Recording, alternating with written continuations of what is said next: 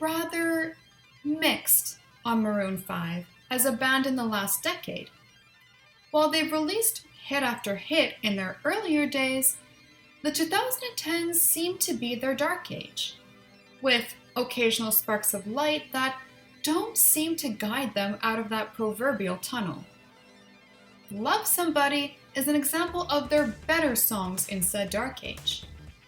While I feel its emotions are genuine, and its composition can be comparable to that of a Coldplay song, it's still not deep enough lyrically for me to call it anything more than a good song, when you consider what the band is truly capable of writing-wise.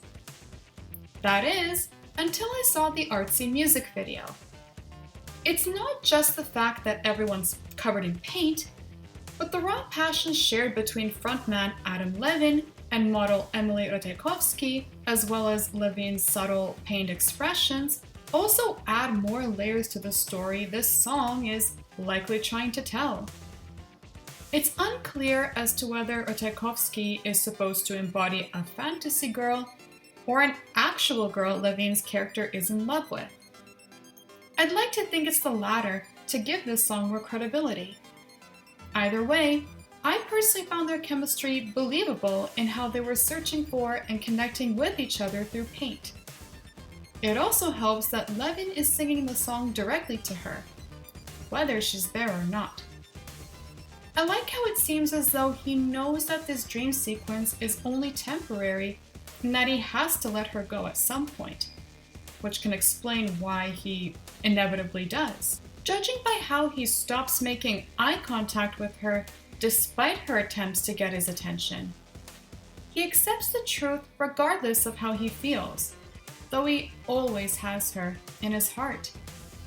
To me, their half-painted, half-invisible bodies and him being able to control when she appears and disappears probably represent the idea that there will always be a part of him missing from his life that can't be his no matter how much he wants it to be and how much he tries to make it a reality. This idea of the unattainable and appreciating what you're able to have in the moment works well for a music video. That being said, I think the band members and the dancer had no real reason to be in the video, other than to take attention away from the story. They should have been cut. In their place, more time should have been allocated to developing other aspects of the pair's relationship that could fit the fantasy setting. Pretty much all of it revolves around intimacy. It would have been nice to see them, for example, be playful with each other in one scene, and perhaps more wistful in another. At the same time, their desperation for one another makes a lot of sense. After all, they only get a short amount of time to spend together, and witnessing how badly they want this dream to last makes their parting sadder. There's quite a bit of interesting trivia surrounding the making of this video.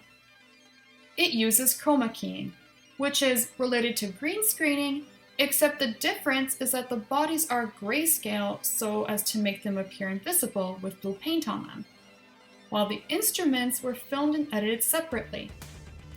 As for how Levine erased all the paint near the end, the video was simply played in reverse. But it doesn't matter how easy it is to create an effect. I find it impressive that they incorporated it and put thought into an original concept, especially considering that this is for a music video in the pop music genre.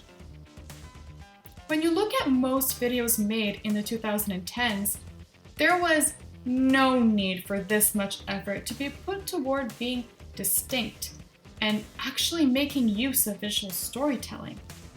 But they did it anyway, and I always give kudos where it's due, despite how I feel about Levine's infidelity in his marriage.